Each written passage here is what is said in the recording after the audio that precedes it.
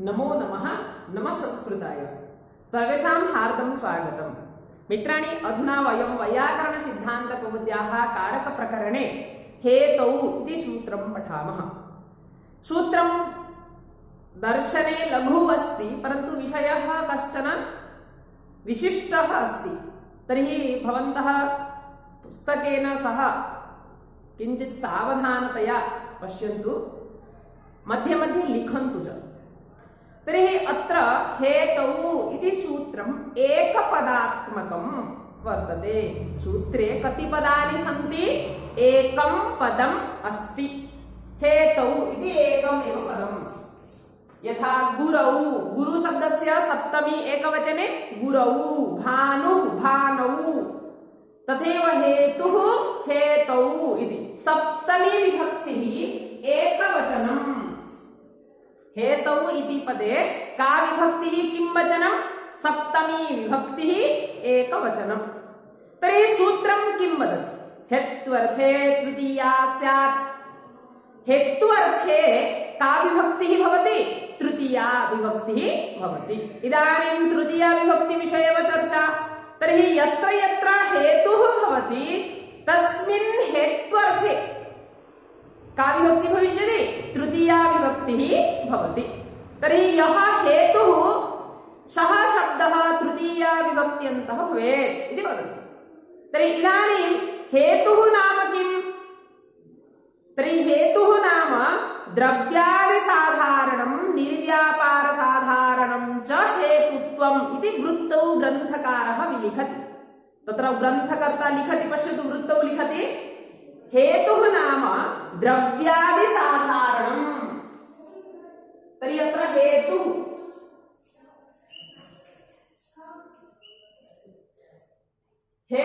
कः? द्रव्यादिसाधारणम्। तर्हि द्रव्य नाम द्रव्य आदिपदेन गुण क्रिया एतेषामपि ग्रहणं भवति। द्रव्य गुण क्रिया। तर्हि अत्र हेतुः कः? हेतुत्वं नाम द्रव्यादिसाधारणं नाम द्रव्य गुण क्रियाजनकत्वे वर्तमानं भवति हेतुः। आदिपदेन गुण क्रिया इत्यनयोः ग्रहणं भवति। तर्हि द्रव्यादिसाधारणं किं भवति? हेतुः इति। तदनन्तरं वदति निर्व्यापारसाधारणं च। अत्र व्यापारः न भवति, निर्व्यापारः। व्यापारः नास्ति। तर्हि व्यापारः नास्ति चेत् निर्व्यापारः भवति। तर्हि वदति निर्व्यापारः भवति हेतुः, पुनः द्रव्य गुण क्रियात्मकं भवति। द्रव्ये अपि गुणे अपि क्रियायामपि जनकत्वं प्राप्नोति हेतुः, परन्तु व्यापारः तु न भवति, निर्व्यापारः भवति। अवगतं? हेतुः विषये अत्र कंडीशन् त्रयमस्ति। पश्यतु, विशेषतया द्रव्ये गुण क्रिया त्रिषु अपि अन्तर्भावः भवति, प्रवर्तनं भवति, जनकत्वं प्राप्नोति हेतुः, परन्तु व्यापारः तु न भवति, अतः निर्व्यापार इति वदति। परन्तु करणं किं भवति? करणं तावत् करणं किं भवति? क्रियामात्रविवक्षायां क्रियामात्रविशेषं भवति। करणत्तु क्रियामात्रविषयं व्यापारनियतं च। अत्र केवलं क्रिया। पश्यतु, हेतु इत्यर्थे हेतुः द्रव्ये गुणे क्रिया त्रिषु अपि अन्तर्भवति, त्रिषु अपि जनकत्वं भवति, हेतुत्वं। परन्तु करणं केवलं क्रियायां, तत्र व्यापारः न भवति, अत्र व्यापारः भवति। सव्यापार इति वदति।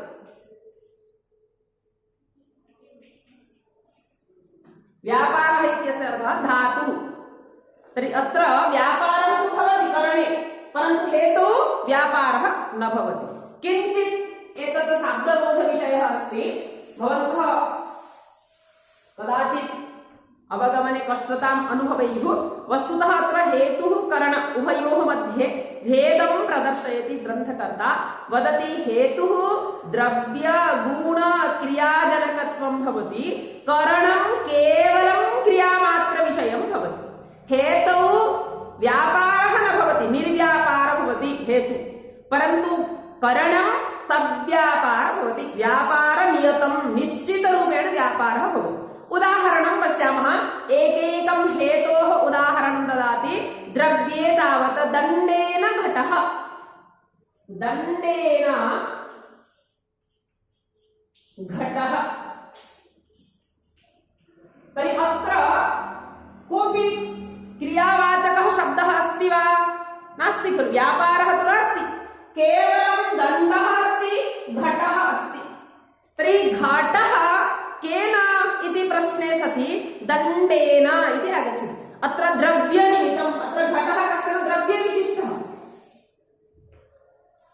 तर्हि वदति दण्डेन घटः, दण्डः अपि द्रव्यः अस्ति खलु। तर्हि दण्डः इति हेतुः वर्तते, घटनिर्माणे दण्डः हेतुः भवति। अत्र क्रियामात्रविवक्षा नास्ति, व्यापार अभावात्, व्यापारजनकत्व अभावात् करणत्वं न भवति, हेतुत्वं भवति। निर्व्यापार अस्ति, अतः अत्र हेतुः भवति। दण्डेन घटः इत्यस्य कः अर्थः? दण्डहेतुकः घटः इति। दण्डहेतुकः घटः, दण्डः इत्युक्ते चक्रं तद्भवति खलु, घटनिर्माणे दण्डः उपयुज्यते। तर्हि दण्डेन घटः इति वदति। पुनः क्रियायां वदति, दण्डेन घटः इत्यर्थः परं क्रियायाः उदाहरणं ददाति। पुण्येन दृष्टः हरिः, दण्डेन घटः इत्यस्य घटः केन निर्मितः? दण्डेन। दण्डः अत्र हेतुः। यदि हेतुः अस्ति, हेत्वर्थे का विभक्तिः? तृतीया। केन सूत्रेण? हेतौ तृतीया। अत्र करणं किमर्थं न भवति? दण्डेन घटः इत्यत्र दण्डः करणं किमर्थं न भविष्यति? किमर्थं हेतुः? यतोहि अत्र व्यापारस्य अभावः अस्ति। व्यापारस्य अभावः इति तत्र क्रियापदं किमपि नास्ति, क्रियापदस्य प्रयोगः अस्ति वा? नास्ति। लेखन्या लिखति, हस्तेन खादति इत्यादि भवति। तर्हि तत्र किमस्ति? करणं भवति, व्यापारनियतम् अस्ति, अतः करणं। व्यापारः इत्युक्ते क्रियाजनकत्वं, नाम तत्र क्रियापदस्य प्रयोगः अस्ति एव। तदनन्तरं वदति पुण्येन दृष्टः हरिः, हरिः पुण्येन दृष्टः, यागादिफलद्वारा, पुण्यद्वारा, पुण्येन दृष्टः। तर्हि अत्र दृष्टः इति पदमस्ति, पश्यति इति अस्ति वा? नास्ति। तत्रापि घटं करोति इति नास्ति, केवलं घटः इति अस्ति, द्रव्य। अत्र दृष्टः इति क्रिया, दर्शनक्रिया। कः दृष्टः? हरिः दृष्टः। केन हरिः दृष्टः? पुण्येन हरिः दृष्टः। अत्र व्यापारस्य अभावः अस्ति, परन्तु क्रियायां क्रियाजनकत्वं हेतुत्वम्, अत्र पुण्यः हेतुः अस्ति। वस्तुतः याग आदि क्रियाद्वारा, याग साधनाद्वारा, यज्ञ इत्यादि कर्मद्वारा, पुण्यफलद्वारा हरिः दृष्टः। कश्चन भक्तः हरिं दृष्टवान्। तर्हि अत्र दृष्टः इति पदमस्ति, पश्यति इति नास्ति। नेत्राभ्यां पश्यति, कर्णेन शृणोति, कर्णाभ्यां शृणोति, हस्तेन लिखति, सुधाखण्डेन लिखति। प्रत्येकं स्थले क्रियापदमस्ति, व्यापार अस्ति। व्यापारनियतं यत्र अस्ति तत्र करणत्वम् अस्ति। करणे कर्तृकरणयोस्तृतीया, साधकतमं करणम् इति करणसंज्ञा, तदनन्तरं कर्तृकरणयोस्तृतीया, तृतीया विभक्तिः विधीयते। परन्तु अत्र दृष्टः पदः पश्यति नास्ति। तर्हि दृष्टः केन दृष्टः? पुण्येन दृष्टः। पुण्यहेतुकः हरिदर्शनम्। पुण्यहेतु, अत्र पुण्यः इति हेतुः वर्तते। यतोहि अत्र व्यापारस्य अभावः, क्रियापदस्य प्रयोगः नास्ति एव, तर्हि अत्र करणत्वं न भवति, हेतुत्वम् एव भवति। हेत्वर्थे तृतीयातः पुण्यशब्दे तृतीया विभक्तिः भवति। तर्हि पुण्येन दृष्टः हरिः। कर्मणा उत्तीर्णः, कर्म तत्र हेतु, उत्तीर्णः, उत्तरति। यदि क्रियापदं भवति तत्र कर्म किं भवति? करणम्। उत्तीर्णः केन? कर्मणा।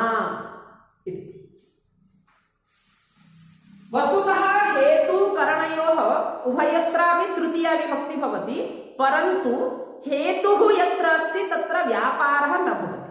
व्यापारः इत्युक्ते क्रियापदस्य सामान्य प्रयोगः न भवति। तत्र पश्यतु, घटः इत्यत्र क्रियापदं नास्ति, दण्डेन घटः क्रियापदं नास्ति, पुण्येन दृष्टः क्रियापदम् अत्रापि नास्ति। इत्युक्ते तिङ्गे तिङन्तपदस्य प्रयोगः न भवति। पश्यति, निर्माति, करोति इत्यादि पदं न भवति। तर्हि तत्र किं भवति? द्रव्यगुणक्रियासु त्रिष्वपि क्रियाजनकत्वं भवति हेतुत्वं। तत्र व्यापारनियतं न भवति, हेतौ व्यापारनियतं न भवति, करणे तावत् व्यापारनियतं भवति। करणे केवलं क्रियामात्रविषयं भवति, हेतौ तावत् द्रव्ये गुणे क्रियायां भवति। तत्र गुणस्य उदाहरणं ददाति, पुण्येन ब्रह्मवर्चसम् इत्यादि। ब्रह्मचारी ब्रह्मवर्चसं भवति पुण्यद्वारा, तत्र ब्रह्मवचसम् इत्यस्य हेतुः पुण्यः अस्ति। तदनन्तरम् अध्ययनेन वसति कथं भवेत्? कश्चन छात्रः गुरुकुले वसति। गुरुकुले वसति चेत् गुरुकुलवासस्य हेतुः अध्ययनं तु नास्ति। अध्ययनं तत्र नास्ति, हेतुः यथा दण्डद्वारा घटस्य निर्माणं भवति, दण्डेन घटः, यथा पुण्यद्वारा हरेः दर्शनं भवति, पुण्येन दर्शनं, पुण्येन दृष्टः हरिः, तर्हि अत्र वासक्रियानिमित्तं हेतुः अध्ययनं नास्ति। तर्हि अध्ययनं कथं हेतुत्वं प्राप्नोति? तर्हि वदति, फलम् अपि इह हेतुः, फलम् अपि इह हेतुः। यत्र फलं क्रियायाः फलम्, अत्र वसति इत्यस्य फलं। वस्तुतः कश्चन शिष्यः गुरुकुलम् आगच्छति, आगमने तदनन्तरं तत्र गुरुकुले वसति, तत्र गुरुकुले वसनस्य वसनक्रियायाः फलं किं प्राप्नोति? अध्ययनम्, अध्ययनेन ज्ञानम् इत्यादि। तर्हि अत्र गुरुकुलवासक्रियायाः, गुरुकुले वसति इत्यस्याः क्रियायाः फलं तावत् अध्ययनम् अस्ति। तर्हि अत्र वसति इत्यस्याः क्रियायाः फलम् अध्ययनं हेतुः भवति। यतोहि अत्र फलम् अपि इह हेतुः इति उच्यते, तर्हि अत्र अध्ययनम् इत्यत्रापि किं भवति? हेतुत्वं। यदि हेतुत्वं भवति, हेत्वर्थे तृतीया, हेतौ सूत्रेण तृतीया विभक्ति भवति। अध्ययनेन वसति, तर्हि शिष्यः अत्र वसति, तर्हि वसनक्रियाद्वारा फलं किं प्राप्नोति? वसनक्रियायाः फलं किमस्ति? अध्ययनम्। वस्तुतः सः किमर्थम् आगतवान्? अन्यचित् केनचित् कारणेन, परन्तु यदा अत्र वासः अभवत्, तदनन्तरं एतस्य वासक्रियायाः फलं भवति अध्ययनं। तर्हि अध्ययनेन वसति इति वक्तुं शक्नुमः। कश्चन अत्र तिष्ठति, अत्र स्थित्वा सः किमपि पश्यति, दर्शनं करोति अथवा शृणोति, प्रवचनं भवति, सः मार्गे गच्छति, तर्हि अत्र तिष्ठति, मार्गे तिष्ठति। किमर्थं? श्रवणेन। वस्तुतः सः यदा तिष्ठति, तदनन्तरं सः किञ्चित् प्रवचनं शृणोति, तत् फलं प्राप्नोति। श्रवणेन तिष्ठति वक्तुं शक्नुमः। यत्र क्रियायाः फलं यत् भवति, तत् फलं हेतुत्वं प्राप्नोति, हेतौ तृतीया विभक्ति भवति। फलम् अपि इह हेतुः, इह नाम अत्र फलम् अपि क्रियायाः फलं हेतुः भवति। यदि हेतुः भवति, हेतौ सूत्रेण तृतीया विभक्ति भवति। तदनन्तरम् आगच्छति गम्यमानापि क्रिया कारकविभक्तौ प्रयोजिका। गम्यमाना क्रिया, गम्यमान नाम किम्? गच्छामि, गच्छामि इति यदा लिखामि अवगमनं भवति एव, अहम् इति। अहं गच्छामि, पुनः अहं न लिखामि चेत् साक्षात् अहं गच्छामि इति अर्थः तु आगच्छति। गच्छामि इति पदेन अहम् इति कर्तुः गम्यमानत्वं भवति। अहम् इति पदस्य कर्तृपदस्य गम्यमानं भवति। गम्यमानं नाम अवबोधनं। वस्तुतः तत् प्रयोगे न भवति, तस्य अर्थः आगच्छति। तादृशे स्थले अपि गम्यमान क्रिया यत्र क्रिया गम्यमाना भवति आङ्ग्लभाषायां वयम् उह्य इति वदामः उह्य यथा सी यू सी वदामः यू न वदति चेत् केवलं सी दैट गो केवलं गो वदामः तर्हि यू इत्यस्य नाम गम्यमानत्वम् आगच्छति तथैव संस्कृतेपि यत्र क्रिया गम्यमाना भवति गम्यमानक्रिया नाम यत्र क्रिया न उच्यते न प्रयुज्यते अन्येन पदेन क्रियायाः अर्थः अवगम्यते क्रियायाः अर्थः आगच्छति तत्र क्रिया गम्यमाना भवति गम्यमाना अपि क्रिया कारकविभक्तौ प्रयोजिका भवेत् यथा उदाहरणम् अलं श्रमेण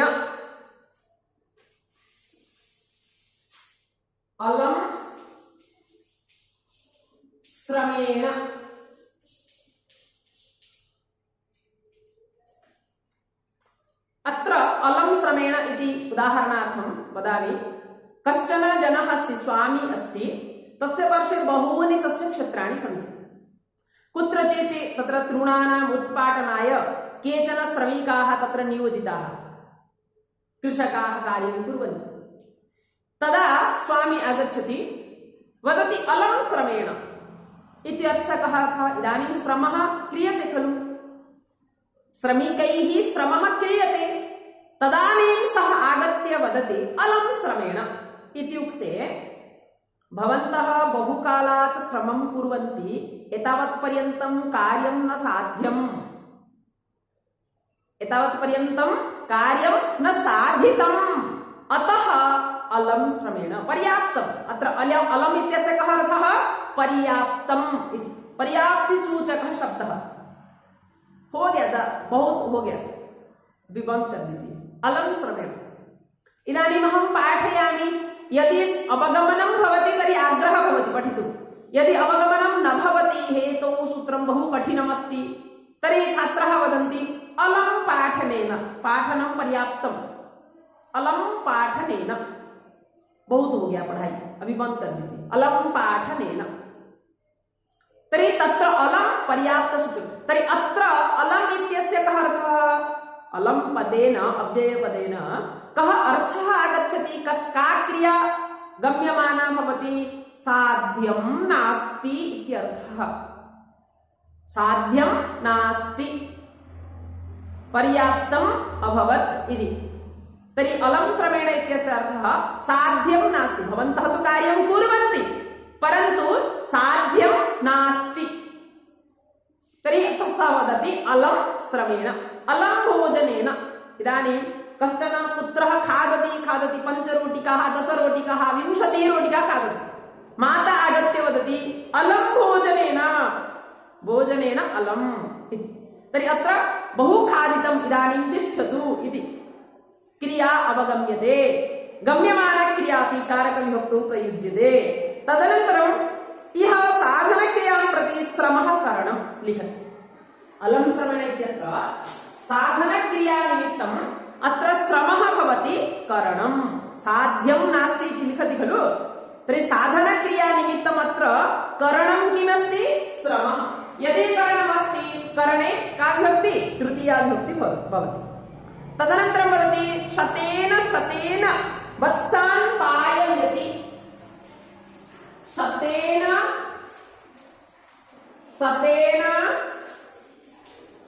वत्सान् पाययति कश्चन गोपालकः अस्ति गोपालकः गां पालयति नाम गाः पालयति तत्र गवां वत्साः भवन्ति लघु लघु वत्साः भवन्ति तर्हि एषः गोपालकः देवदत्तः शतेन वत्सान् पाययति क्रिया पिबति पाययति यथा छात्रः पठति शिक्षकः छात्रं पाठयति यथा शिशुः क्षीरं पिबति माता शिशुं क्षीरं पाययति तथैव। तर्हि अत्र देवदत्तः पाययति, देवदत्तः कान् पाययति, वत्सान् पाययति, लघु लघु वत्सान् पाययति। परन्तु कथं पाययति, शतेन शतेन कृत्वा, शतेन शतेन कृत्वा। बहवः सन्ति खलु वत्साः, 500 अथवा 1000 वत्साः सन्ति।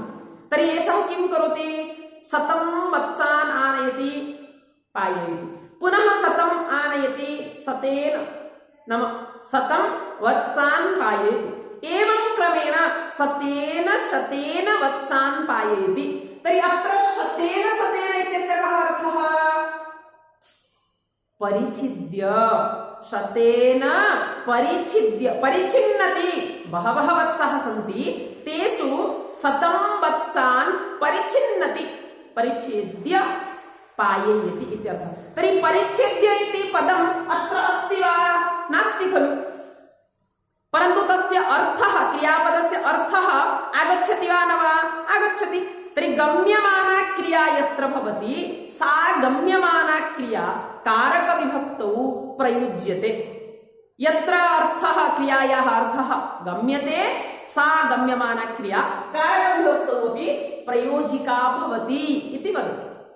तर्हि अत्र शतेन शतेन इत्यस्य कः अर्थः, 100 कृत्वा परिच्छिद्य वत्सान् पाययति इति अर्थः।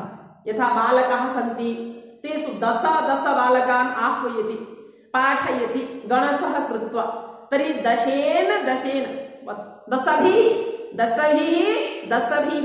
बालकान् पाठयति, तर्हि तृतीया विभक्ति भवति। एवं क्रमेण यत्र गम्यमाना क्रिया भवति तत्र तृतीया। तदनु एकं वार्तिकमस्ति, पश्यतु पुस्तके, अशिष्टव्यवहारे दानः प्रयोगे चतुर्थी अर्थे तृतीया। दानः प्रयोगे इतः परं चतुर्थी विभक्ति आगच्छति, सर्वत्र सम्प्रदाने चतुर्थी भविष्यति, यत्र दानं भवति तत्र दानार्थे चतुर्थी। इदानीं तृतीया विभक्ति अपि भवति दानक्रियायां। दानक्रियायां यत्र दानं भवति, दानमस्ति चेत् दानार्थे चतुर्थी, तत् जानीमः, यस्मै दीयते दानग्रहीता यः भवति तत्र चतुर्थी। परन्तु यदि दानम् अशिष्टव्यवहारः अस्ति, शिष्टः नास्ति, लोकव्यवहारे तस्य अशिष्टता भवति, धर्मविरुद्धं कार्यम् अस्ति दानं, तर्हि तत्र चतुर्थी अर्थः भवति, परन्तु विभक्ति का, तृतीया। अशिष्टव्यवहारे दानः प्रयोगे चतुर्थी अर्थे तृतीया भवति। पश्यतु, तत्र उदाहरणमस्ति, दास्या संयच्छते कामुकः,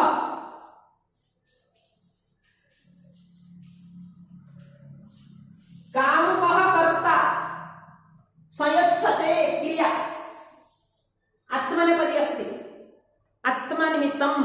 अत्र कामुकः कश्चन व्यक्तिः, कस्यचित् गृहे काचित् महिला कार्यं करोति दासीरूपेण, तदानीं तस्य गृहस्य यः स्वामी अस्ति सः कामुकः, कामातुरः अस्ति। तदा दास्याः उपरि तस्य दृष्टिः, कुदृष्टिः अस्ति।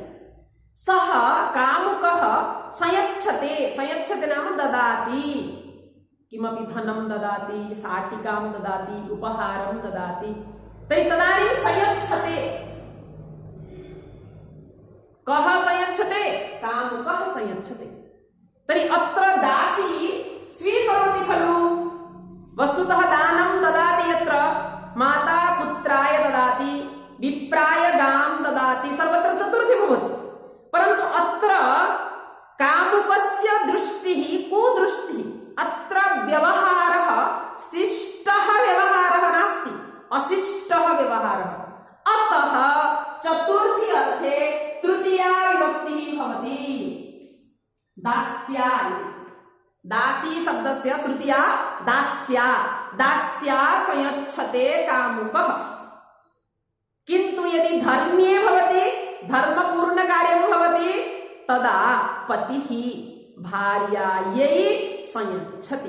भार्यायै संयच्छति। भार्या शब्दस्य भार्यायै भविष्यति। विवाहवार्षिकी अस्ति अथवा किमपि कश्चन उत्सवः अस्ति, पतिः शाटिकां ददाति, धनं ददाति, उपहारं ददाति, पतिः ददाति, तत्र शिष्टः व्यवहारः, धर्मकार्यमस्ति, अधर्मः नास्ति। परन्तु दास्याः कृते यद् ददाति तत् अशिष्टव्यवहारः, सः अशिष्टव्यवहारः वर्तते। यत्र अशिष्टव्यवहारः भवति तत्र दानक्रियाप्रयोगे अपि किं भवति? चतुर्थी अर्थे तृतीया भवति। तर्हि अत्र पश्यतु, संयच्छते इति आत्मनेपदी अस्ति, स्वार्थी, परन्तु तत्र भार्यायै संयच्छति।